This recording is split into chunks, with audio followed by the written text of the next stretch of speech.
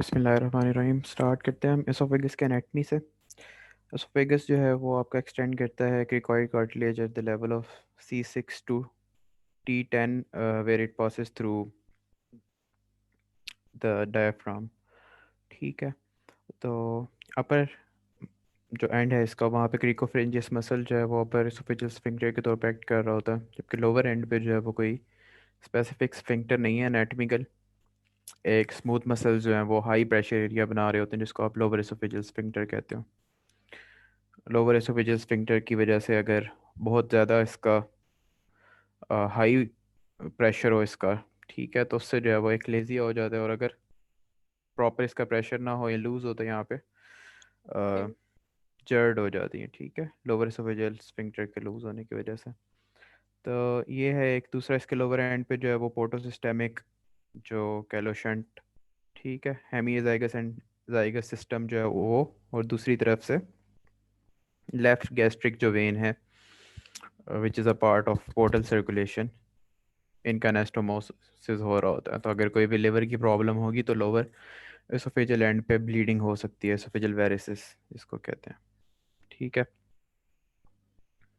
GERD basically तो medical disease है, या आपने मेडिसिन में पढ़नी है, लेकिन इन केस किसका मेडिकल ट्रीटमेंट फेल हो रहा हो या कोई ऐसे सिम्टम्स आ रहे हो जो एक्स्ट्रा एसोफेजियल सिम्टम्स हों, लाइक एस्पायरेशन निमोनिया के सिम्टम्स, होर्सनेस ऑफ वॉइस है, बार बार उसका जो है एज़मा वगैरह एग्जैसरबेट कर रहा है, चेस्ट पेन हो रहा है, इस तरह के सिम्टम्स हो, मेडिकल ट्रीटमेंट फेल कर जाए, पेशेंट खुद चाहता हो कि मुझे जो है वो मेडिसिन ना लेनी पड़े और सर्जरी को प्रेफर कर रहा हो, तब ठीक है। या फिर जो है प्री मलिग्नेंट कंडीशंस इस तरह की जो है डेवलप होते हैं, बैरेट्स इसोफेगस हो, डिस्प्लेजिया हो, ठीक है, या स्ट्रक्चर्स वगैरह डेवलप, कॉम्प्लिकेशन होना शुरू हो जाए जर्ट की, देन जो है वो आप सर्जरी की तरफ प्रोसीड करोगे। सर्जरी में क्या होता है, फंडोप्लाइकेशन करनी होती है। वो उसकी दो टाइप्स हैं, टोटल फंडोप्लाइकेशन है एंड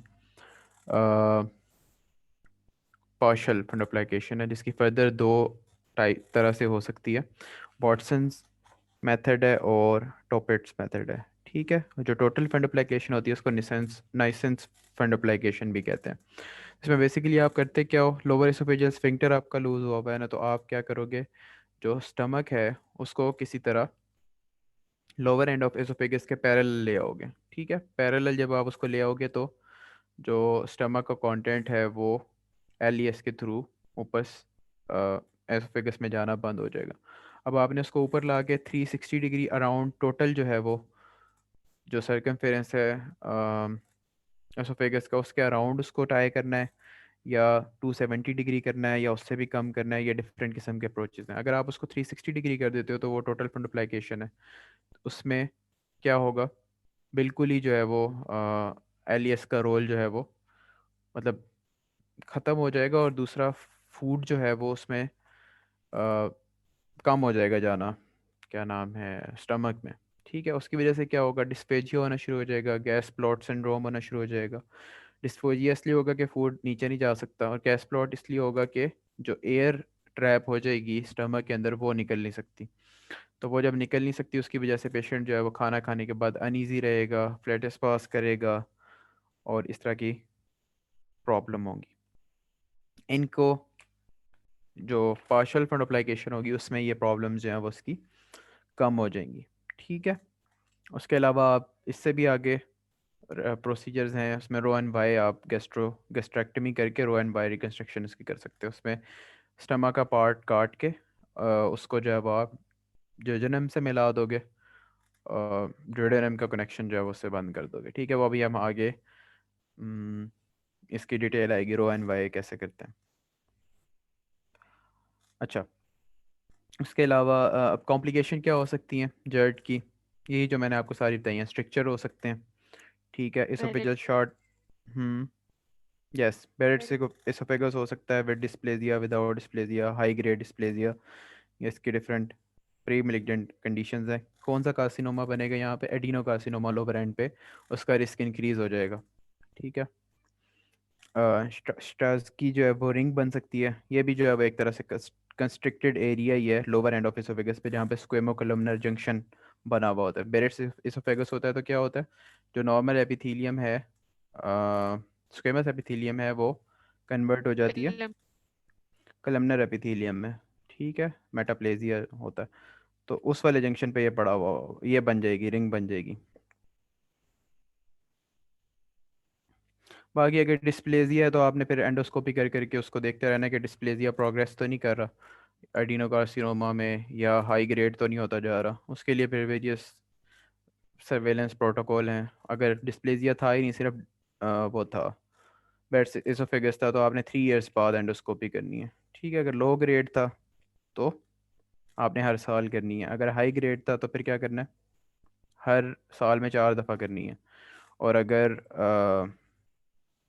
ऑब्वियसली डिस्प्लेजिया के बाद कार्सिनोमा, अगर एडिनो कार्सिनोमा, फिर आप उसका ट्रीटमेंट करोगे, वो भी हम आगे पढ़ेंगे। उसकी फिर स्टेजिंग पे डिपेंड करेगा कि आपने क्या प्रोसीजर करना है।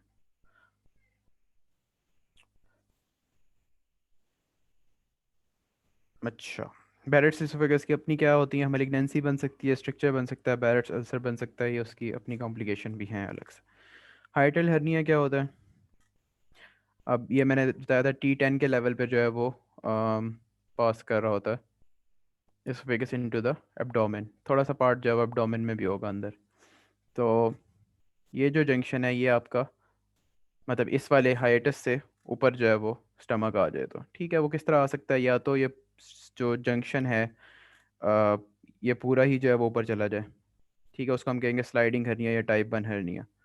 ठीक है, या फिर जंक्शन अपनी जगह के ऊपर रहे, लेकिन स्टमक का जो एंट्रम वाला पार्ट है, सॉरी, जो फंडस वाला पार्ट है वो ऊपर चला जाए। ठीक है, तो उसको हम कहेंगे कि ये पैरा एसोफेजियल हर्निया है। एसोफेगस अपनी जगह पर है, साथ से जगह से ऊपर जा रहा है। ठीक है, और अगर एसोफेगस भी ऊपर चला जाए और स्टमक भी जो है वो रोल इन कर ले, तो ये टाइप 1 और टाइप 2 का कम्बिनेशन, ये टाइप 3 हो जाएगा। और टाइप 4 में क्या होता है, जो स्टमक है उसके अलावा भी जो कंटेंट है एब्डोमेन के, वो भी अंदर जाना शुरू हो जाए, स्प्लीन, लिवर, इंटेस्टाइन का कोई पार्ट, तो उसको हम टाइप 4 कहेंगे। सही है। तो कॉम्प्लिकेशन क्या होगी, कॉम्प्लिकेशन यही होगी कि मतलब एसोफेजियल रिगर्जिटेशन होना शुरू हो जाएगी कंटेंट की। रिगर्जिटेशन की वजह से वही सिम्टम्स आएंगे जो जर्ड में आते हैं, हार्ट बर्न होना शुरू हो जाएगा खाने के बाद ये, और इस तरह की चीज़ें, डिस्फेजिया हो जाएगा, खाने के बाद फुलनेस फील होगी। ठीक है, रेस्पिरेटरी सिम्टम्स आ सकते हैं, हॉर्सनेस ऑफ वॉइस हो सकती है, एस्पायरेशन निमोनिया हो सकता है, वगैरह वगैरह। तो बाकी आगे उससे जाते जाएँ तो अल्सरेशन, अल्सरेशन की वजह से ब्लीडिंग होगी तो एनीमिया हो जाएगा, और वॉल्वुलस हो सकता है स्टमक का। ठीक है, वॉल्वुलस क्या होता है, जिस तरह ट्विस्टिंग हो जाती है उसकी, उसी को वॉल्वस कहते हैं। ठीक है, उसकी वजह से, ट्विस्टिंग की वजह से क्या होता है, ब्लड सप्लाई कॉम्प्रोमाइज़ हो जाती है, इस्कीमिया हो जाता है, नेक्रोसिस हो जाती है, सेप्सिस, परफोरेशन, ये वाले सिम्टम्स हो सकते हैं, कॉम्प्लिकेशन हो सकती है। ठीक, इन्वेस्टिगेशन सिंपल सी, आप एक्सरे करवाओगे तो आपको जो स्टमक का बबल राइट साइड पे नज़र आना था बिलो द डायफ्राम, वो नहीं, राइट पे नहीं, लेफ्ट पे जो नज़र आना था वो कहाँ होगा, मीडियास्टर्नम में नज़र आ रहा होगा। ठीक है, बैरियम्स फॉलो करवाओगे तो वो भी आपको मीडियम में नज़र आएगा। एंडोस्कोपी करवाओगे तो उससे भी आपको पता लग सकता है। ठीक है, ट्रीटमेंट क्या है, टाइप 1 में कोई ट्रीटमेंट नहीं करना, जिसमें टाइप 1 कौन सा था, स्लाइडिंग हर्निया, जिसमें गैस्ट्रोएसोफेजियल जंक्शन ऊपर आया हुआ था। और टाइप 2 में 3 में 4 में क्या करना होता है बेसिकली, आपने उसको वापस स्लाइड इन अपनी जगह पर लेकर जाना होता है जो स्टमक है। ठीक है, और जो डिफेक्ट होता है हाइटस में, उसको आपने रिपेयर करना होता है। तो वो उसकी दो अप्रोचेज हैं, आप ट्रांस लाइक मीडियस्टर्नम वाली तरफ से भी जा सकते हो, उसको आप क्या कहोगे, थोरेसिक अप्रोच, या फिर नीचे एब्डोमेन की तरफ से भी रिपेयरिंग हो सकती है, उसको आप कहोगे एब्डोमिनल अप्रोच। ठीक है, सिंपल। जेंकस डायवर्टिकुलम या फेरेंजियल पाउच, इसमें क्या होता है, जो क्रिकोफेरेंजियस मसल होता है उसके ऊपर जो है एक डायवर्टिकुलम बन जाता है। ठीक है, और सिम्टम्स क्या होते हैं, ओल्ड एज में आई थिंक ये कॉमन होता है, हम्म, मैंने लिखा नहीं है, लेकिन चलो। अच्छा, इसमें क्या होता है फिर, सिम्टम्स क्या आएंगे आपके, जो ये फूड लिखा मटेरियल। हुआ है 60 years ऑफ एज। हाँ बस ये 60 ओल्ड एज में कॉमन होता है, ठीक है। 60 ईयर्स ऑफ एज, ये एक एक दफ़ा शायद आया भी हुआ है ये आपका सिनेरियो। क्लिनिकल फीचर्स क्या होंगे, डिस्फेजिया हो जाएगा, जो फूड पार्टिकल्स हैं वो उसमें डाइवर्टिकुलम में चला जाएंगे, ठीक है। उसकी वजह से लंप बन जाएगा और फिर वहाँ पे वो उनका मतलब ख़राब हो जाएगा ना, फूड वहीं पे पड़ा पड़ा, उसकी वजह से जो है वो बैड ब्रेथ होगी, हेलिटोसिस होगा, वो आएंगी, रिगर्जिटेशन होगा, खट्टी डकारें वगैरह, इस तरह के सिम्टम्स आना शुरू हो जाएंगे, ठीक है। और फिर फूड मटेरियल वहाँ पे पड़ा रहेगा, ख़राब भी हो रहा है तो इन्फेक्शन भी हो सकता है उसके अंदर। गर्गलिंग साउंड्स आएंगी रात के वक्त, ठीक है, इस तरह के प्रॉब्लम होगी। तो आपने बेरियम सवालों पे आपको पता लग जाएगा या एंडोस्कोपी पे पता लग जाएगा। ट्रीटमेंट क्या होता है, मायोटमी कर देते हैं, जो पार्ट मतलब जिसका डायवर्टिकुलम बना होता है ना उसको काट देते हैं वहाँ से, और बाकी को स्टिच कर देते हैं। एंडोस्कोपी के लिए भी हो सकता है ये प्रोसीजर, ओपन भी हो सकता है, एंडोस्कोपी के लिए भी हो सकता है। बाकी एक्लेजिया इंपॉर्टेंट है, it is a motility disorder. जिस तरह मेगा कॉलन होता है ना, हिश स्प्रंग, उसमें क्या प्रॉब्लम होती है, वो भी टॉक्सिक भी हो सकता है और कंजेनिटल भी होता है, लेकिन प्रॉब्लम उसमें बेसिकली क्या होती है, जो गैंग्लियन होते हैं वो डिस्ट्रॉय हो जाते हैं, जिन्होंने मोटिलिटी को कंट्रोल करना होता है, स्फिंक्टर को रिलैक्स करवाना है, पेरिस्टालसिस करवाना है, वगैरह वगैरह। तो वो वाले गैंग्लियन डिस्ट्रॉय हो जाते हैं, वो इडियोपैथिक कॉज की वजह से भी हो सकते हैं, वो वायरल डिजीज़ के बाद भी हो सकते हैं। तो इसका सिनेरियो जो मैंने पढ़ा था उसमें वायरल डिजीज़ हुई है, उसको कोई लड़की थी, उसके बाद प्रॉब्लम होगी। थोड़ा नॉन स्पेसिफिक सा सिनेरियो इसका होता है। तो इसमें कौन कौन से वायरसेस हो सकते हैं, वेस्ला जोस्टर, चागस डिजीज, चैगस डिजीज, ये उसमें भी है। हिस्प्रंग में भी हो सकती है ये, टॉक्सिक मेगाकोलॉन में, सॉरी हिस्प्रंग में नहीं, टॉक्सिक मेगाकोलॉन में। और ट्राइपैनोसोमा क्रुज़ेआई हो गया, ये वाले सारे जो है वो इन्फेक्शियस इन्फेक्शंस हैं जिनके बाद ये हो सकता है।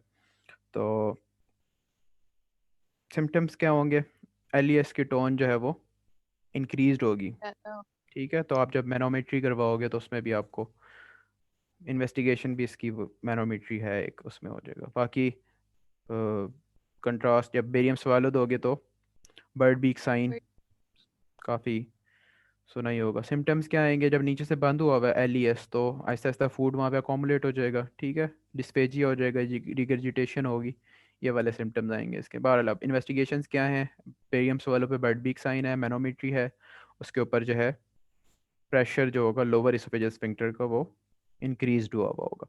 एंडोस्कोपी आप करोगे तो आपको इतना कोई ख़ास नहीं, फूड मटेरियल जो है वो नज़र आएगा जो ब्लॉक हुआ हुआ है, और बाकी चीज़ें रूल आउट हो जाएंगी कि स्ट्रक्चर वगैरह की वजह से तो नहीं हुआ हुआ, या मलिग्नेंसी की वजह से तो डिस्फेजिया नहीं हो रहा, एटसेट्रा। ट्रीटमेंट क्या है जी, बलून डायलिटेशन है एलईएस की,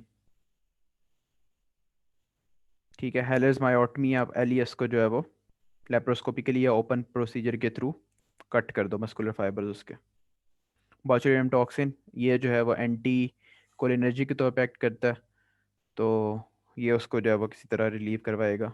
और लेकिन हाँ, इसमें क्या है, हेलर्स मायोटमी एक दफ़ा ही होगी, एंडोस्कोपिक बैलून डायलिटेशन और बॉtulinum टॉक्सिन आपको रिपीट करना पड़ेगा थोड़े थोड़े टाइम के बाद।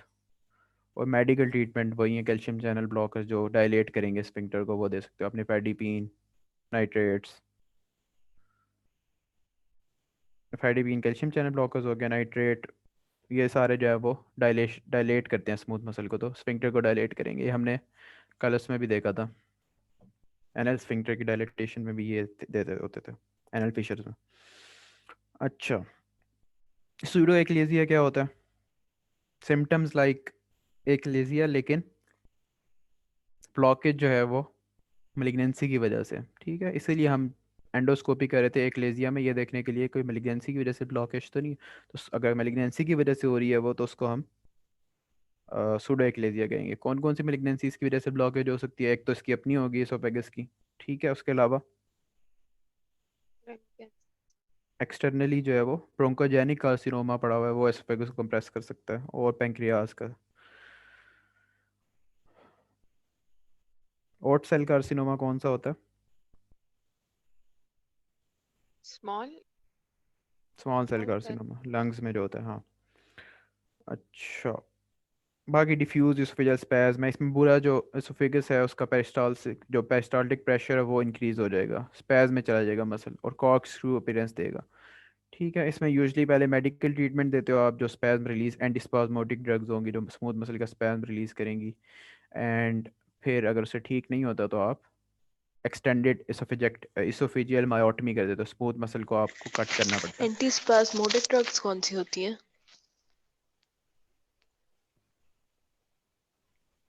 नेम्स तो मुझे कोई याद नहीं है, लेकिन उसमें आपके पास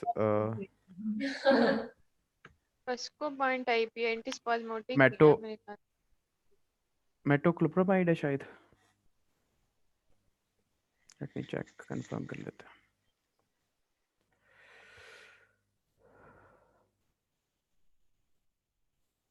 एंटी बस्कोपान तो है, लेकिन उसका नेम एक क्या है है? ड्रोटावेरिन, जो रेलिस्पा का बता रहे थे ना, ड्रोटावेरिन HCl। ये बस्कोपान है। नहीं नहीं, बस को पान नहीं है, एक सेकंड। ठीक है, स्कोपोलामीन है एक, ठीक है, ये वाली जो ड्रग्स हैं ये एंटीस्पाज्मोटिक है, हायोसामीन और एंटीस्पाज्मोटिक, ठीक है। अच्छा, बाकी कॉक्स एक्सपीरियंस आपने याद रखनी है। बाकी इसमें नट क्रैकर एसोफेगस, ये थोड़ी सी डिफरेंट कंडीशन है, लेकिन इन्होंने इकट्ठी लिखी हुई है। प्रेशर पता नहीं, आपने याद कर लो अगर तो अच्छी बात है। 180 mm of Hg जो है वो एसोफेगस में प्रेशर हो जाता है इससे। और हाइपरटेंसिव लोअर एसोफेजियल स्फिंक्टर, इसमें सिर्फ स्फिंक्टर जो है वो हाइपरटेंसिव होता है, उसमें 10 से 25 mm of Hg का प्रेशर हो जाता है। सॉरी, ये नॉर्मल होता है, 45 का हो जाता है इसमें। तो सिम्टम्स वही आएंगे, डिस्फेजिया होगा, हार्ट बर्न वगैरह, पेन, इस तरह की चीज़ें होंगी। ठीक है, oesophageal perforation most common cause इसके हाइड्रोजेनिक है, कोई इंस्ट्रूमेंटेशन की है, एंडोस्कोपी की है वगैरह वगैरह, उनसे हो जाता है। बोरहाफ सिंड्रोम हो सकता है उसमें, अल्कोहलिक्स वगैरह में शायद ये बोरहाफ सिंड्रोम बहुत ज़्यादा अगर वॉमिटिंग हो, और मेलोडी जो पर मेलरी वाइस्टेयर्स। उसमें परफोरेशन नहीं होगी, उसमें ब्लीडिंग होगी। इन दोनों में ये बोर हाफ जो होता है इसमें इसमें परफोरेशन होती है, ट्रांसम्यूरल टीयर होता है, पूरी तीनों लेयर्स वो होती हैं। और जो उसमें होता है ना, उसमें सिर्फ अंदर वाली लेयर में वर्टिकल टीयर होते हैं, तो इस वजह से सिर्फ ब्लीडिंग होती है। मेलिना और हिमेटोमिसिस वगैरह होंगे उसमें। खैर, पोस्ट मतलब वॉमिटिंग के बाद होता है, ठीक है। ट्रॉमा की वजह से हो सकता है, पेनिट्रेटिंग ट्रॉमा है कोई भी किसी किस्म का, और लेस कॉमनली जो है वो मेलिग्नेंसी की वजह से हो सकता है, या कॉस्टिक मटेरियल एक्सीडेंटली, या सुसाइडल इंटेंट वगैरह से जो पीते हैं उसमें हो सकता है। तो क्लिनिकल फीचर्स क्या होंगे? पेन, कॉफ, और अगर तो उस वाले पार्ट का हुआ है जिसमें जो abdomen उसमें डायफ्राम से नीचे है उधर होगा, तो एक्स्ट्रा क्या होगा? पेरिटोनाइटिस भी हो जाएगा, पेरिटोनियम को भी इन्फ्लेम करेगा, जिस तरह बाकी सारी इंटेस्टाइनल परफोरेशन या DU परफोरेशन में होता है उस तरह सारा चलेगा। ठीक है, ऊपर वालों का हुआ है तो फिर जो है आपको कफ, डिस्निया और ये वाले सिम्टम्स आएंगे। ठीक है, मेडिसिनल पार्ट अगर इसका हुआ है, और सेप्सिस हो सकता है इन्फेक्शन की वजह से। इन्वेस्टिगेशंस क्या होंगी? सबसे पहले एक्सरे। ठीक है, कौन कौन सी पोजीशन करवाना है? लेटरल एक्सरे करवाना है आपने, PA व्यू करवाना है, और उसमें क्या क्या देखोगे आप? हाइड्रोथोरेक्स, मतलब मीडियासिनम है ना, उसके साथ जो है वो प्लूरा वगैरह, और वो उधर तो कोई प्रॉब्लम नहीं है, मीडियासिनम में एयर तो नहीं है, मीडियासिनम में फ्लूइड तो नहीं है, फूड मटेरियल तो नहीं है, ये सारी आप चीज़ें देखोगे। ठीक है, और अगर इंटर एब्डोमिनल पार्ट की हुई है तो वो उसी तरह चलेगी, राइट साइड पे, राइट पे, हाँ राइट पे, वो अंडर द डायफ्राम जो है वो एयर होगी, जिस तरह बाकी सारी परफोरेशंस में होता। ठीक है, कंट्रास्ट स्टडी आप करवा सकते हो, बेरियम स्टडी है और गैस्ट्रोग्राफिन है। गैस्ट्रोग्राफिन में क्या होता है, मतलब बेरियम और गैस्ट्रोग्राफिन में क्या फ़र्क है?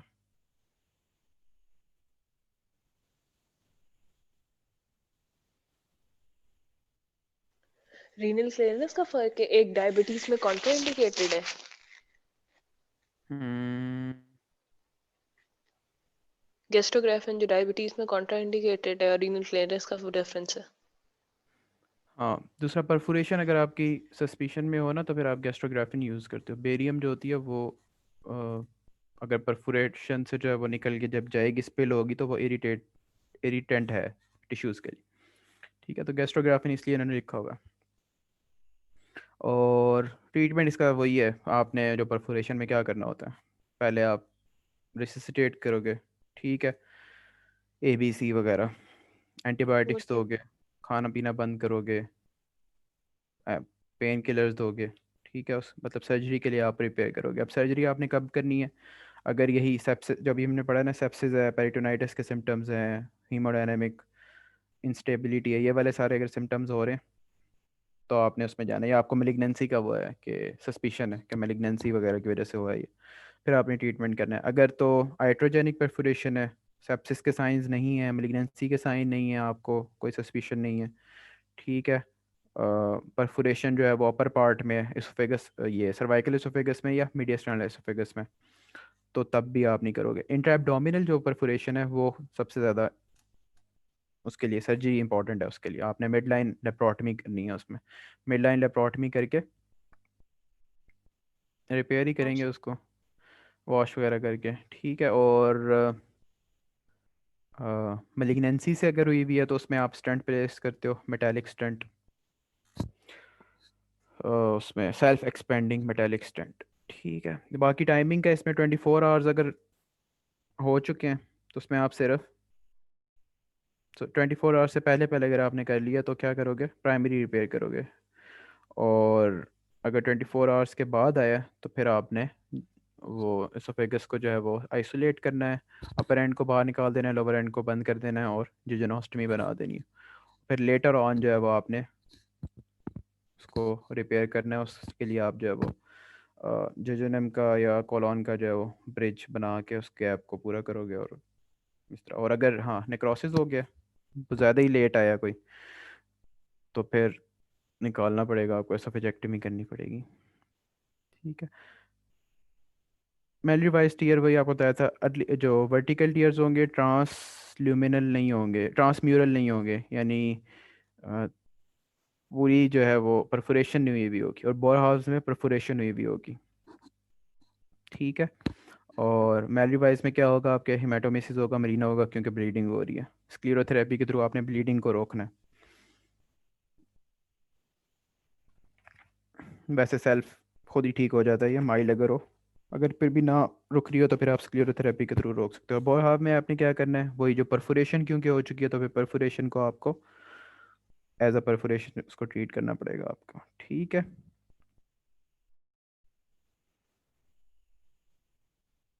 फोर्सफुल वोमिटिंग और क्लोज ग्लॉटिस हो गए, अगेंस्ट द क्लोज ग्लॉटिस, तो तब भी होते हैं बहुत ज़्यादा high pressure case.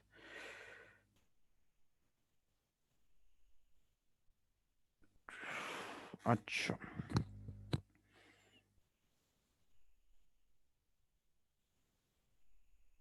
Oesophageal carcinoma, इसमें adenocarcinoma, squamous cell carcinoma, upper part of oesophagus में कौन सा कॉमन है, स्क्वेमस सेल, और लोअर में जो है वो एडिनोकार्सिनोमा। अपने अपने उनके फैक्टर्स हैं, स्क्वेमस वाले तो वही हैं, स्मोकिंग, अल्कोहल, नाइट्रोसामीन्स, विटामिन डेफिशिएंसीज हैं कुछ, स्ट्रिक्चर, सीलिएक डिजीज, टाइलोसिस, और HPV इन्फेक्शन, ठीक है। और एडिनोकार्सिनोमा ये क्या है, ये एसिड वाले जो हैं, GERD, Barrett's oesophagus, obesity, fat intake ज़्यादा है, और अल्कोहल और स्मोकिंग उसमें थोड़ा डाउन द लेडर है, ठीक है। प्रेजेंटेशन क्या होगी, दोनों की सेम ही होगी। एसोफेगस में क्या होगा, डिस्फेजिया होना शुरू हो जाएगा, ठीक है। रेट्रोस्टेनल डिस्कम्फर्ट होगी, अगर वो इधर उधर किसी चीज़ का कंप्रेशन कॉज कर रहा है तो रेस्पिरेटरी डिस्ट्रेस हो सकता है, स्ट्राइडर हो सकता है, कफ हो सकता है, एस्पायरेशन निमोनिया हो सकता है, होस्टनेस ऑफ वॉइस हो सकती है, वेट लॉस, और लिम्फेडिनोपैथी तो होगी, सर्वाइकल लिम्फ नोड्स एनलार्ज हो जाएंगे। इन्वेस्टिगेशन, एंडोस्कोपी, इन्वेस्टिगेशन ऑलमोस्ट सारी कंडीशन में वही है। एंडोस्कोपी आपने करवानी है, एंडोस्कोपी में विजुअलाइजेशन ऑफ ट्यूमर हो जाएगी, ठीक है। बायोप्सी भी आप ले सकते हो, उसकी आप बायोप्सी कर लोगे। बाकी CT स्कैन आपको करवाना पड़ेगा, चेस्ट, एब्डोमेन, पेल्विस का, फॉर स्टेजिंग, ठीक है, एंडोस्कोपिक अल्ट्रासाउंड कर सकते हैं। एंडोस्कोपिक अल्ट्रासाउंड से क्या पता लगेगा आपको? अब सिंपल एंडोस्कोपी से तो आपको सिर्फ ये पता लगेगा ना ल्यूमेन में कितना आया हुआ है। अब ये तो नहीं आपको पता लग रहा कि वॉल ऑफ एसोफेगस में कितना अंदर तक स्प्रेड हुआ हुआ है या आगे कितना गया। तो आपको T1 मतलब स्टेजिंग करने के लिए उसको देखना पड़ेगा, वो एंडोस्कोपिक अल्ट्रासाउंड से आप कर सकते हो। और लिम्फ नोड्स भी पता लग जाएंगे आपको। और ब्रोंकोस्कोपी से आप क्या देखोगे कि एयरवे में कोई प्रॉब्लम तो नहीं है या एयरवे को इन्वेट तो नहीं किया। अगर एयरवे को इन्वेट कर चुका है ट्यूमर तो वो T4 हो जाएगा ना। तो T4 का आपको पता है कि कोई पैलिएटिव होता है ट्रीटमेंट। पेट स्कैन है, न्यूक्लियर न्यूक्लियर इमेजिंग का है एक, इसमें 18F फ्लोरोडीऑक्सीग्लूकोज यूज़ होता है। बाकी इसका मैकेनिज्म याद रखने की ज़रूरत नहीं है, लेकिन फ्लोरोडीऑक्सीग्लूकोज जो है वो फॉस्फोराइलेट होगा। ठीक है, फॉस्फोराइलेट हो गया, ट्रैप हो जाएगा सेल के अंदर, और फिर वो जो इमिट करेगा रेडिएशंस वो आप गैमा कैमरा से देखोगे, वो पेट स्कैन से आपको पता लग जाएगा। ठीक है।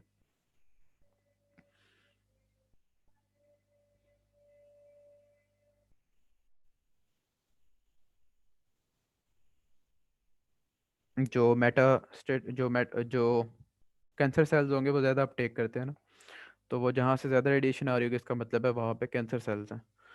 तो मेट्स का भी पता लग जाएगा, स्प्रेड का भी पता लग जाएगा आपको। स्टेजिंग क्या है? बल्कि स्टेजिंग तो आपने याद ही करनी है। T1 में क्या होता है? मस्कुलरस म्यूकोजा या सब म्यूकोजा। ठीक है, यहाँ तक क्या है। और T2 में मस्कुलरस प्रोप्रिया तक चला गया। T3 में एडमेंटिशिया, और T4 में उससे भी आगे। ठीक है। प्रिंसिपल्स ऑफ ट्रीटमेंट क्या है? जब तक मस्कुलरस म्यूकोजा तक है ना वो ट्यूमर, तब तक आप इसोफेजेक्टमी कर सकते हो। ठीक है। और N0 है। इससे आगे जिस तरह जाते जाएंगे लिम्फ नोड्स की आपको डाइसेक्शन करनी पड़ेगी। ठीक है। T4 में आपको, T3 में आपको साथ रेडियो एंड कीमो भी देनी पड़ेगी, और T4 में तो सिर्फ पैलिएटिव ट्रीटमेंट होगा। आप डिस्फेजिया वगैरह को इम्प्रूव करने के लिए रेडियो दे दोगे, इंट्यूबेशन कर दोगे अगर नहीं खा सकता खाना वगैरह, और कोई पेन वगैरह है तो उसको आप ट्रीट करोगे, बस इतना ही हो सकता। खैर, प्रिंसिपल्स ऑफ ट्रीटमेंट में यही लिखा हुआ है इन्होंने, कैसोफेजेक्टमी करेंगे अगर नोडल इन्वॉल्वमेंट नहीं है और T1A तक है। अगर नोडल इन्वॉल्वमेंट हो जाती है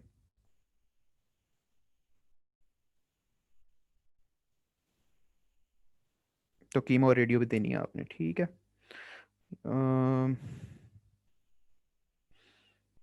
कोई डिटेल नहीं लिखी है ऐसे। बहरहाल लोकल ट्यूमर अगर है, किसी भी तरह स्प्रेड नहीं हुआ वो अभी तक, तो उसकी best modality of treatment surgery है। ठीक है।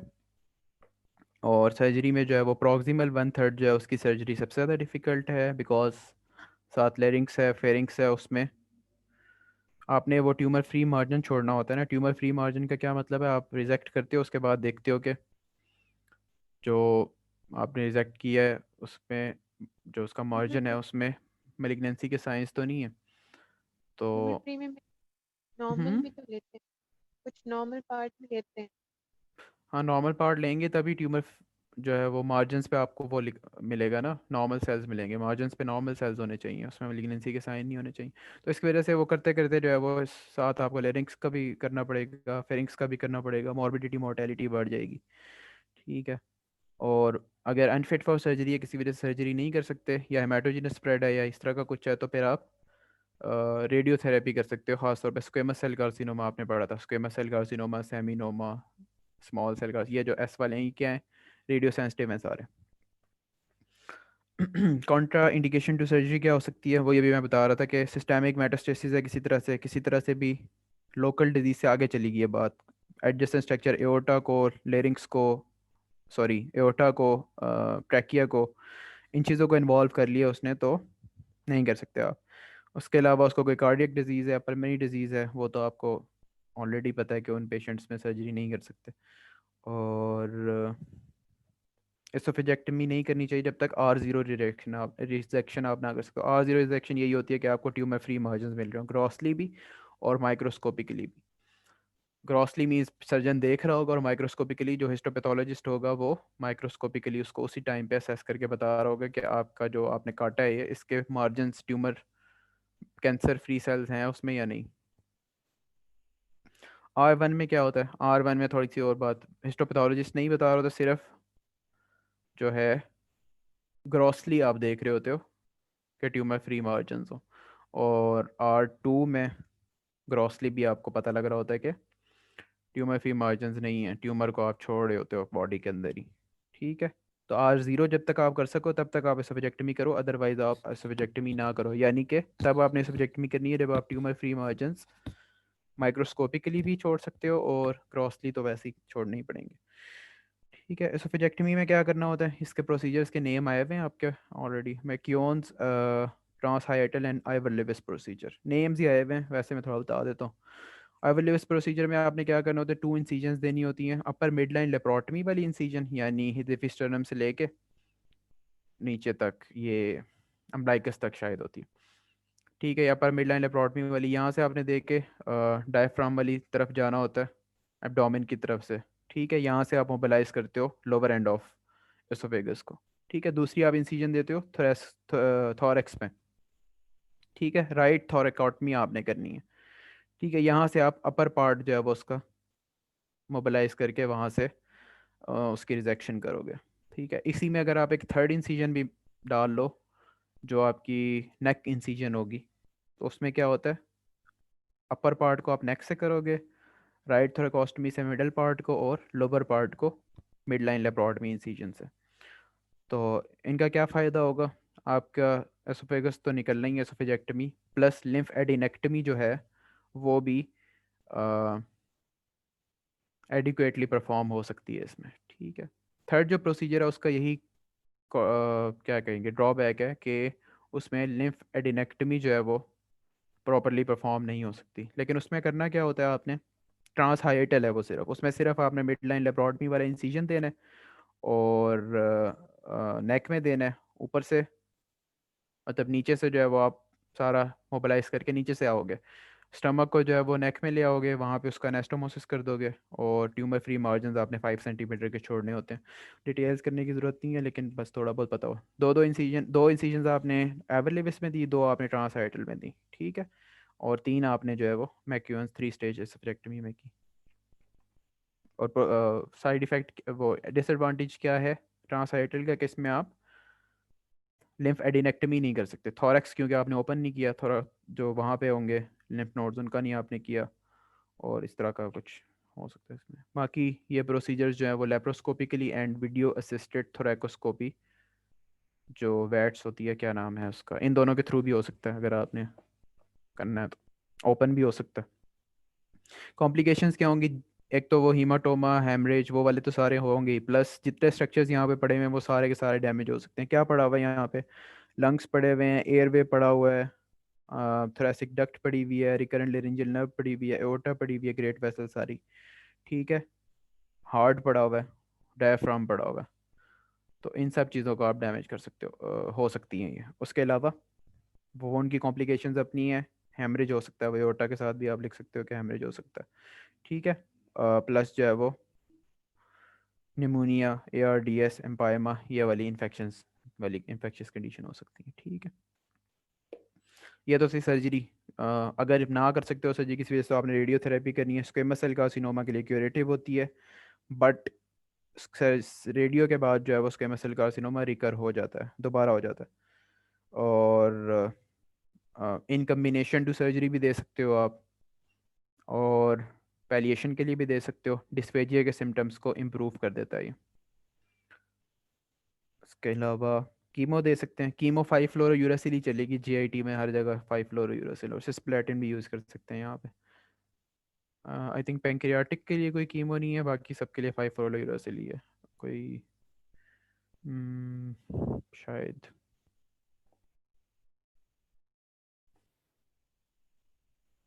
पैलिएटिव ट्रीटमेंट क्या है, यही रेडियो वगैरह दे के उसका डिस्पेजिया कम कर दिया, नहीं हुआ तो स्टेंटिंग या इंट्यूबेशन करके उसके ये कर दिए, फिर उसके और लेज़र थेरेपी कर दिया आपने। ठीक है, ट्यूमर का बर्डन आपने कम कर दिया, उसकी वजह से डिस्फेजिया ठीक हो जाएगा। उसके अलावा बस यही है, laser therapy, radio therapy, इंट्यूबेशंस।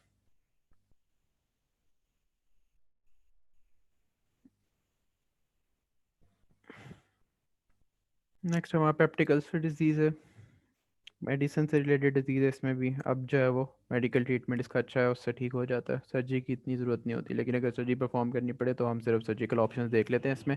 बिलरॉथ 1 gastrectomy है, उसमें आप जो है वो एंट्रम को जो है वो रिजेक्ट करके और ड्यूडेनम को कनेक्ट कर दोगे, जो बाकी पार्ट बचा हुआ होगा, पार्शल गैस्ट्रेक्टमी होगी ना, एंट्रम सिर्फ रिमूव करोगे। जबकि बिलरॉथ 2 में क्या करते हैं, उसमें भी एंट्रम ही रिमूव होती है, लेकिन स्टमक के साथ जो कम्युनिकेशन होता है उसको भी जो है वो बंद करके हाँ बस 2 मिनट में करते हैं ब्रेक, ये कर लें बस। तो स्टमक को जो है वो डायरेक्टली जिजनम के साथ कनेक्ट कर देते हैं, और जो ड्यूडेनम हो सॉरी जिजनम के साथ कनेक्ट कर देते हैं, ड्यूडेनम जो होगी उसका स्टम्प जो है वो क्लोज कर देते हैं। ठीक है, इन दोनों में यही फ़र्क है। या फिर आप जो है वो डायरेक्टली कुछ भी रिजेक्ट ना करो, सिर्फ जो है वो गैस्ट्रिक एंट्रम को कनेक्ट कर दो जिजनम के साथ। इनकी वजह से होगा क्या, जो वो कंटेंट होता है, अल्कलाइन कंटेंट होता है, वो आना शुरू हो जाएगा स्टमक के अंदर। जिजनम में होता है ना वो, तो उसकी वजह से न्यूट्रलाइज कर देगा वो एसिड को, ब्ला ब्ला। ठीक है, उसके अलावा वेगस वेगोटमी प्रोसीजर्स हैं, वेगस डिनर्वेशन आप कर दोगे तो उसकी वजह से क्या प्रॉब्लम होगी, ड्रेनेज ऑफ स्टमक भी ख़त्म हो जाएगी। मतलब स्टमक जो एम्प्टी करता है अपने आप को उसमें ड्यूडेनम में, वो भी ख़त्म हो जाएगा। उसके लिए फिर वेरियस किस्म के जो है वो ड्रेनिंग प्रोसीजर्स करने पड़ेंगे, पाइलोरस को, या गैस्ट्रिक एंट्रम को, या गैस जो उसकी बॉडी है उसको डायरेक्टली जिजनम के साथ कनेक्ट करना। ये सारे प्रोसीजर्स जो है वो ड्रेनेज प्रोसीजर्स करने पड़ सकते हैं। ठीक है, बाकी डिनोवेशन की भी डिफरेंट टाइप्स हैं। आप पूरी की पूरी वेगस उड़ा दो, उसकी कुछ ब्रांचेस उड़ा दो, पूरी की पूरी उड़ाओगे तो उससे क्या होगा, और भी बाकी चीज़ों को भी तो सप्लाई कर रही है वो, बाइल को, और मतलब ये बाइल डक्ट वगैरह को। ठीक है, तो बाइल डक्ट कह रहा हूँ, गॉल ब्लैडर वगैरह को, तो उनका प्रॉब्लम हो जाएगा, गॉल स्टोन्स होना शुरू हो जाएंगे, डंपिंग सिंड्रोम हो जाएगा। इसलिए आप सिलेक्टिव वेगोटमी करते हैं। सिलेक्टिव वेगोटमी में क्या होता है, जो सीलेक प्लेक्सस को ब्रांचेस जा रही होती हैं वो आप स्पेयर कर देते हो। ठीक है, और जो गॉल ब्लैडर और स्टमक की तरफ जा, ये लिवर की तरफ जा रही हैं, वो भी स्पेयर कर देते हो। उसकी वजह से गॉल स्टोन्स के चांसेस डिक्रीज हो जाते हैं, डंपिंग के भी डिक्रीज हो जाते हैं। लेकिन अगर आप और भी डिक्रीज करना चाहते हो इनको, तो उसके लिए फिर आप हाईली सिलेक्टिव वेगोटमी करते हो। उसमें सिर्फ जो पैराइटल सेल्स को ब्रांचेस जा रही होती हैं वो रिमूव करते हैं, उनको नाम क्या है उसका, क्रॉस फुट एंट्रल ब्रांचेस जो जा रही हैं, सिर्फ उनको आप रिमूव करोगे। और हिपैटोबिलियरी ब्रांचेस को, जो मतलब टर्मिनल ब्रांचेस हैं सिर्फ, जो स्टमक से रिलेटेड हैं, तो उसकी वजह से गॉल स्टोन्स के रिस्क भी कम हो जाएंगे, डंपिंग के रिस्क भी कम हो जाएंगे। ठीक है, कॉम्प्लिकेशन क्या हो सकती हैं, यही गॉल स्टोन्स हो सकते हैं। ठीक है, रिकरेंट अल्सरेशन हो सकती है, जो पार्ट आपने जो है वो एनेस्टोमोस किया उसके साथ जिजनम का, उसमें अल्सरेशन ज़्यादा हो सकता है। ठीक है, उसके वजह, और उसके अलावा जो जिजनम का कंटेंट है अल्कलाइन कंटेंट, उसकी वजह से गेस्ट्राइटिस हो सकता है, उसकी वजह से ऊपर वेसोफेगस तक जाएगा तो एसोफेजाइटिस हो सकता है, उसके अपने मसले। डंपिंग सिंड्रोम क्या होता है, अर्ली डंपिंग होती है और लेट डंपिंग होती है। Early dumping is like dumping हो रही है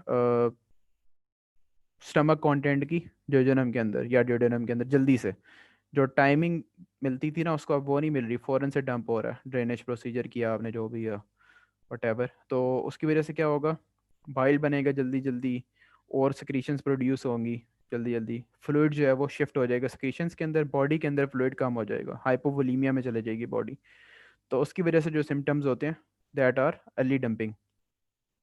उसमें क्या क्या हो सकता है, हाइपोवोलीमिया के जो सिम्टम्स होते हैं, हार्ट रेट इंक्रीज हो जाएगा। ठीक है, पाल्पिटेशंस होना शुरू हो जाएंगी, नोज़िया हो जाएगा, फ्लशिंग, पल्प, ये वाली सारी चीज़ें होना शुरू हो जाएंगी। और लेट डंपिंग होती है किस वजह से, जब फ़ौरन फ़ौरन फूड जाएगा तो वो एब्जॉर्ब हो जाएगा, एब्जॉर्ब होता है तो उसमें जो कार्बोहाइड्रेट्स होते हैं वो इंसुलिन की सिक्रीशन करवाते हैं, इंसुलिन की ज़्यादा सिक्रीशन की वजह से ग्लूकोज के लेवल्स एकदम से लो हो जाते हैं बॉडी में। उसकी वजह से जो सिम्टम्स आते हैं, डिजीनेस, फेंटिंग के सिम्टम्स, प्रोस्ट्रेशन, पाल्पिटेशंस, ये वाले, उनको हम लेट डंपिंग कहते हैं। तो ये लेट और अर्ली डंपिंग दोनों कॉम्प्लिकेशन है। डंपिंग सिंड्रोम किस चीज़ की कॉम्प्लिकेशन है, वेगोटमी की, तो या वेगस डिनर्वेशन प्रोसीजर्स की।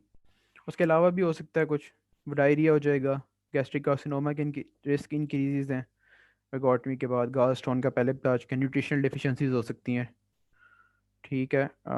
आयरन, B12 जो इन्होंने इधर से अब्जॉर्ब होना था, आयरन की, B12 की मेल अब्जॉर्प्शन। B12 वाले सिनेरियो में तो वैसे ही आया होता है कि गैस्ट्रेक्टमी जो है वो हुई है पेशेंट की, या कुछ इस तरह का ही प्रोसीजर हुआ होता है। कॉम्प्लिकेशन ऑफ पेप्टिक अल्सर क्या है, एक दफ़ा इसको देख लेते हैं। इसमें से हमने एक ही चीज़ डिस्कस करनी है। परफोरेशन हो सकती है गैस्ट्रिक अल्सर की वजह से यूजली, और ब्लीडिंग हो सकती है। एंटीरियरली अगर वो परफोरेट करेगा ना तो उसकी वजह से मतलब ये वाले सिम्टम्स आएंगे, और अगर पोस्टीरियरली करेगा तो गैस्ट्रोड्यूडेनल आर्टरी पड़ी हुई है पीछे, गैस्ट्रोड्यूडेनल ही है ना, हाँ गैस्ट्रोड्यूडेनली पड़ी हुई है, तो उसकी वजह से ब्लीडिंग हो जाती है जब वो एसिडिक कंटेंट की वजह से वो मसला होगा उसके अंदर, ठीक है। बाकी गैस्ट्रिक आउटलेट ऑब्स्ट्रक्शन या पाइलोरिक स्टीनोसिस, ये इन्फ्लेमेशन की वजह से स्टीनोज हो जाएगा, वो वाली जगह फाइब्रोसिस हो जाएगा, ल्यूमेन नैरो हो जाएगा, तो वो होगा। इसको हम डिस्कस करते हैं। 10 मिनट्स की ब्रेक है 5:25 पे, ठीक है। छोटा सा हमारा टॉपिक रह गया है ब्लीडिंग और परफोरेशन का और गैस्ट्रिक कार्सिनोमा का, तो हम आके डिस्कस करते हैं। ओके, जिस तरह अब ये DU परफोरेशन है ना आमना, इसमें ये पेप्टिक अल्सर परफोरेशन है, ड्यूडेनल अल्सर परफोरेशन, तो इसमें उसकी हिस्ट्री यही होगी कि उसको कोई इस तरह की डिजीज़ थी जिसकी वजह से वो काफ़ी अरसे से एनसेड्स ले रहा था या पेन किलर्स ले रहा था, ठीक है। फिर अचानक से अब आके जो है वो उसको जो परफोरेशन वाले सिम्टम्स होते हैं, ठीक है, पेरिटोनाइटिस के, nausea, vomiting, tachycardia, fever, hypotension, इस तरह के जो सिम्टम्स हैं वो एकदम से उसको डेवलप होना शुरू हो गए, ठीक है। एब्डोमेन टेंडर हो गया उसका, तो इस तरह आपको हिस्ट्री से पता लग जाएगा, ठीक है। तो परफोरेटेड पेप्टिक अल्सर क्या होता है, usually long standing history of burning epigastric pain, history of ऐसे ये एनसेड इनटेक होगा लंबे टाइम से, ठीक है। और आपने डायग्नोस करना है, ओपन करना है आपने उसको, रिससिटेट करके ओपन करना है और उसकी रिपेयर करनी है आपने, ठीक है। क्लिनिकल फीचर्स क्या होंगे, टैकीकार्डिया, बोर्ड लाइक रिजिडिटी होगी, abdomen does not move with respiration, और रेस्पिरेशन के साथ मूव करके ना उसका पेन हो रहा होगा, तो वो इस वजह से जब जहाँ पे पेन हो रहा होता है वहाँ पे मूवमेंट रिस्ट्रिक्ट हो जाएगी, इस वजह से होगा। वो डलनेस होगी लीवर के ऊपर, ठीक है। क्यों, जब भी परफोरेशन होती है तो एक्सरे जब हम करवाते हैं उसमें हम क्या देखते हैं कि राइट हेमी डायफ्राम के अंदर नीचे एयर आ गई है, तो वो वही वाली एयर डलनेस कॉज करवा रही होगी, ठीक है, ओवर द लिवर, ठीक है।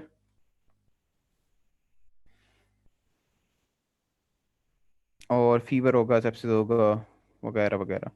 इन्वेस्टिगेशन, यही आपका एक्सरे करवाओगे तो आपको air under the right hemi diaphragm नज़र आएगी, WBCs का लेवल, TLC काउंट बढ़ा हुआ होगा, ठीक है। अल्ट्रासाउंड आपको फ्री फ्लूइड देगा पेरिटोनियल कैविटी में। अमाइलेज लेवल जो है वो नॉर्मल होगा अगर DU परफोरेशन है।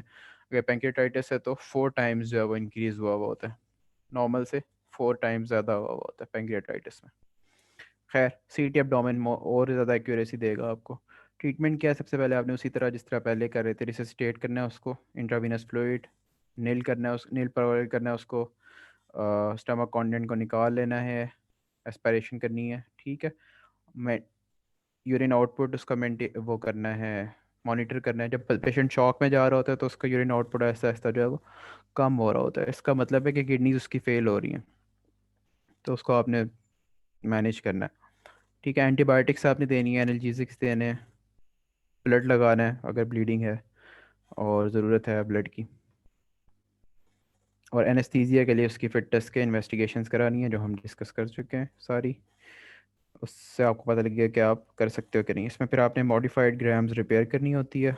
मॉडिफाइड ग्राम्स रिपेयर की आपको डिटेल करने की जरूरत नहीं, बस इतना पता होना चाहिए इसमें ओमेंटल पैच लेके आपने परफोरेशन के ऊपर रख के उसकी प्राइमरी वो करनी है, रिपेयर करनी है उसको, मतलब बंद कर देना है, ठीक है। ये मॉडिफाइड ग्राम्स रिपेयर तो नहीं है इसमें डोगर में? इन्होंने लिखा हुआ है, मेरे ख्याल से नेम नहीं लिखा। ओमेंटल पैच से ट्रीट किया हुआ है। अच्छा, एक और बात पूछनी है, ये जो बोर्ड लाइक रिजिडिटी होती है ना, ये हॉलमार्क होता है जब भी परफोरेशन होती है, तो यहाँ पे हम्म तो बाकी हिस्ट्री के साथ ना perforated period like long standing history थी तो वहां से आइडेंटिफाई कर लिया, but board hmm like rigidity तो लिटरली हर परफोरेशन में ही बात लिखा अब हुआ ये पता आएगा। किस लगेगा कि इंटेस्टाइनल वो दूसरी नीचे परफोरेशन है या एग्जैक्टली यही बात पेरिफेरल। पूछ रही हूँ। इसमें अगर हिस्ट्री होगी तभी पता लगेगा, वरना तो नहीं पता लग वरना सकता फिर आपको। रेसिसिटेशन ही करना है, रेसिसिटेशन बोर्ड एडिटिविटी के बाद फॉरेन रेसिसिटेशन यही करना है, आईवी फ्लूइड एनजी वगैरह डाल के, राइट। ये तो हाँ, ये तो सब में करना होता है आपने, क्योंकि सेकेंडरी पेरिटोनाइटिस डेवलप हो जाता है ना, हाँ तो एग्जैक्टली, सेकेंडरी रेसिस्टेशन तो आपने पेरिटोनाइटिस। सबकी करनी ही करनी है, उसको प्रिपेयर करना है, फिर आपने जब एक्सप्लोरेटरी लेप्रोटमी करनी है।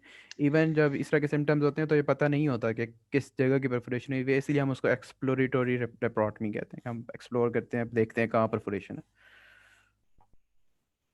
ठीक है, ये लिख लेना फिर बाकी लोग। ये खास हमारे सर ने पढ़ाया था, मॉडिफाइड ग्राम्स नेम है, इसी का नेम है ये। ठीक है, और बाकी पोस्ट आपने उसकी केयर करनी है वगैरह वगैरह सारा वही चीज़ें।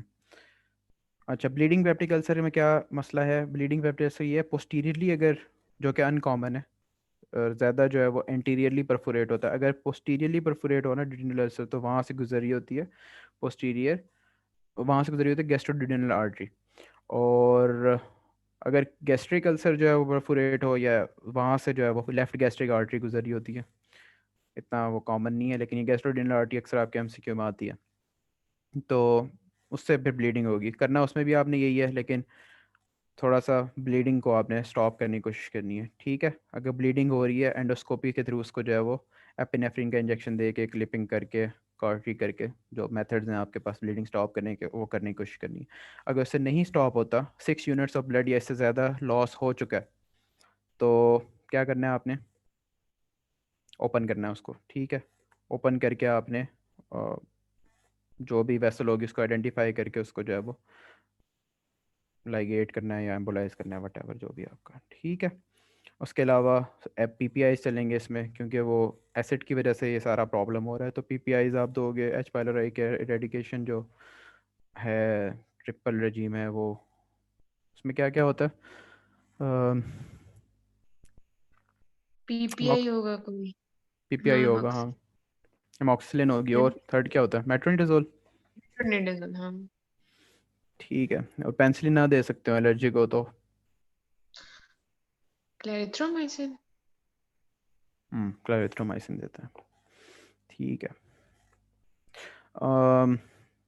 गैस्ट्रिक कैंसर आगे आगे। गैस्ट्रिक कैंसर में क्या है पॉजिटिव रिस्क फैक्टर? उसके क्या क्या हो सकते हैं? स्मोक्ड फूड, ठीक है, खाने पीने से रिलेटेड है। एक्सेसिव साल्ट इंटेक है। क्रोनिक गैस्ट्राइटिस एच पाइलोराई का जो है उसमें हो सकता है। Pernicious anaemia, previous gastric surgery, mutations of cadherin gene, ये सारे जो है वो उसके रिस्क फैक्टर्स हो सकते हैं। बाकी क्लासिफिकेशन उसकी अर्ली या एडवांस्ड के उसमें आप कर सकते हो। अर्ली कब कहेंगे उसको? जब वो सिर्फ म्यूकोजा एंड सब म्यूकोजा को इन्वॉल्व कर रहा है। ठीक है, बस आप इसमें यही देखते हो मेरे अर्ली में ख्याल ये। से सब मेरे ख्याल से सब कैंसर में ऐसे ही है शायद, जब मस्कुलरिस प्रोप्रिया तक पहुंच जाता है तो और स्टेज है। और हम्म, हाँ तकरीबन सब अ, में ही, लेकिन थोड़ा थोड़ा डिफरेंस है। आगे जो ABC है ना, उसमें डिफरेंस है। हम्म, अच्छा, अम, इसमें आपने लिम्फ नोड नहीं देखने, इन्वॉल्व हो भी सकते हैं, नहीं भी हो सकते। बस अर्ली आप उसको तब कहोगे जब म्यूकोजा या सब म्यूकोजा इन्वॉल्व हो रहा है। ठीक है, फिर आप उसकी जापानीज क्लासिफिकेशन आगे रीड कर लेना इसको, ये कभी आया नहीं है। प्रोट्रूडिंग सुपरफिशियल एक्सकवेटेड लेजन्स, ये हो सकती हैं इसमें। मतलब ल्यूमेन के अंदर प्रोट्रूड कर रहा है, या सुपरफिशियल उस ल्यूमेन के साथ साथ जो उसकी एपिथीलियम है उसके साथ साथ ही है, या अंदर एक्सकवेशन हुई भी है उसकी। ठीक है, और एडवांस्ड कब होगा? जब सब म्यूकोजा से बाहर निकल जाएगा। ठीक है, म्यूकोजा सब म्यूकोजा मस्कुलरिस ये होता है ना, तो उसमें अगर चला जाएगा तो फिर उसकी फर्दर क्लासिफिकेशन है टाइप 1 2 3 4। पोलीपॉइडल, ठीक है, शार्पली डिमार्केटेड मार्जिन के साथ है, विदाउट शार्पली डिमार्केटेड मार्जिन है, या अल्सरेशन के साथ है, sorry diffuse infiltration without ulceration के साथ है। तो ये सारे देखने हैं आपने। स्प्रेड क्या हो सकता है? साथ क्या पड़ा हुआ है स्टमक के? पैंक्रियाज है, कोलन है, लिवर है, तो ये सारे हो सकते हैं। लिम्फेटिक्स कहाँ पे जाएंगे?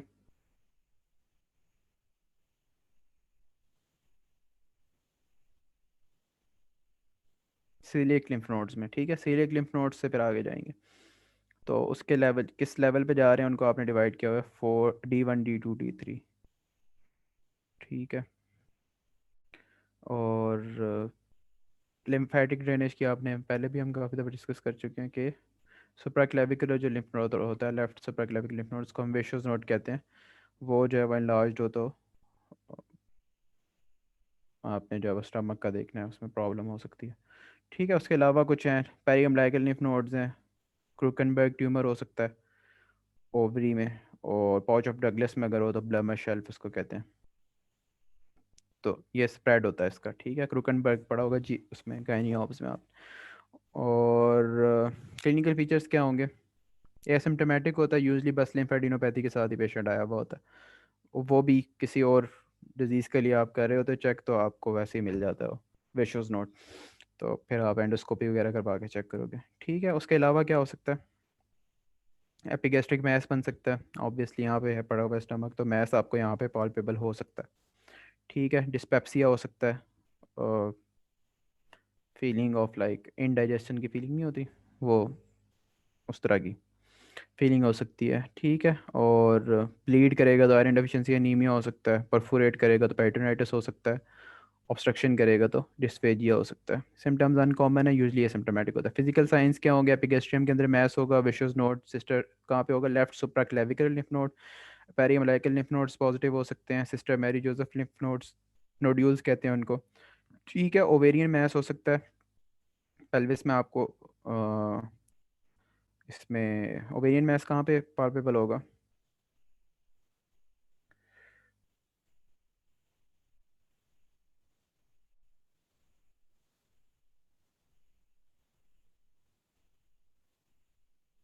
pelvic region में, I don't know,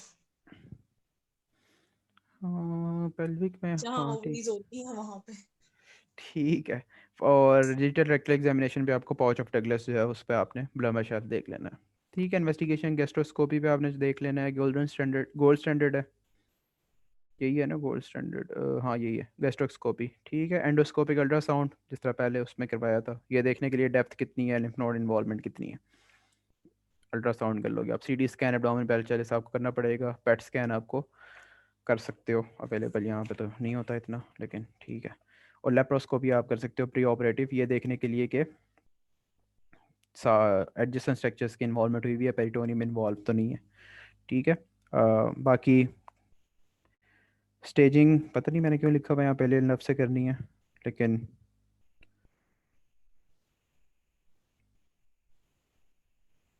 चलो मैं देख लूँगा, वो वार्ड में सर ने पढ़ाया था, थोड़ी सी ना चेन चेन बताई थी सर ने, इसलिए शायद, पता नहीं शायद।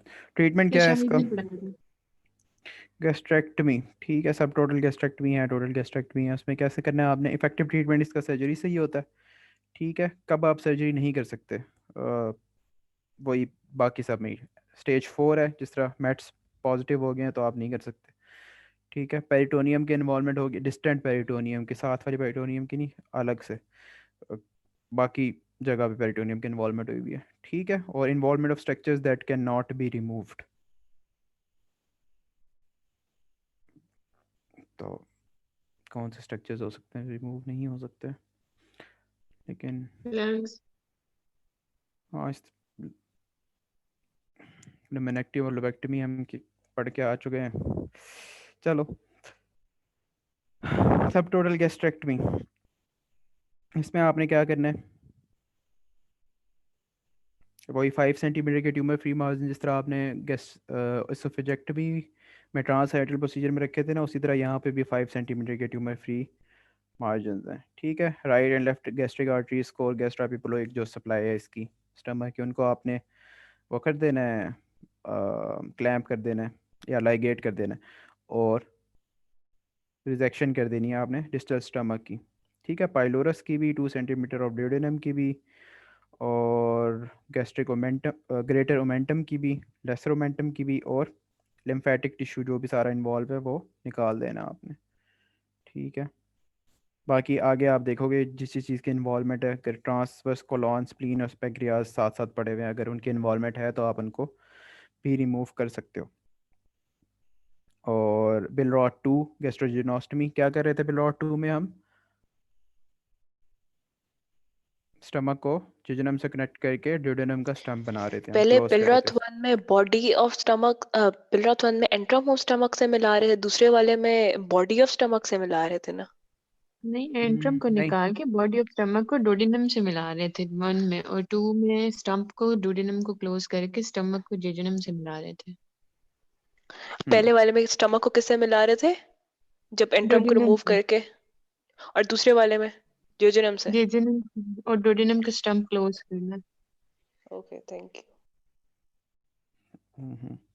ठीक है। और D1 D2 D3 हमने जो पढ़ा था उसमें क्या क्या हो सकता है? D1 पेरिगैस्ट्रिक लिम्फ नोड जो along the greater and lesser curvature जहाँ से आर्टरीज गुजरी हैं उनके साथ साथ है। ठीक है। D2 कौन से होंगे? Left gastric artery, splenic artery, common hepatic artery, यहाँ पे वो दूसरे लेवल के नोड्स हैं। और D3 कौन से हैं? जो सिलिक ट्रंक के और स्प्लीनिक हाइलम के इस जगह पे, ये जो है वो आपके D3 हो जाएंगे। ठीक है। अब ये जिस जिस लेवल के इन्वॉल्व होंगे आपने उस लेवल के जो है वो रिजेक्ट करने हैं साथ ही गैस्ट्रेक्ट उसमें, हाँ गैस्ट्रेक्टमी में। ठीक है। टोटल गैस्ट्रेक्टमी आपने तब करनी है जब कार्डिया इन्वॉल्व है, जो प्रॉक्सिमल पार्ट है स्टमक का वो इन्वॉल्व हुआ हुआ है। ठीक है। उसके अलावा तो मल्टीपल जो वो बने हुए हैं, लाइक एक जगह पे नहीं है, मल्टीपल जगह पे जो है वो इन्वॉल्वमेंट है कार्सिनोमा की। और डिफ्यूज़ है। डिफ्यूज़ क्या है? लाइक पूरे स्टमक को इन्वॉल्व किया हुआ उसने। ठीक है। कोई एक मैस नहीं बन रहा, डिफ्यूज़ इन्फिल्ट्रेशन हुई भी है, तो आपने वो करनी है।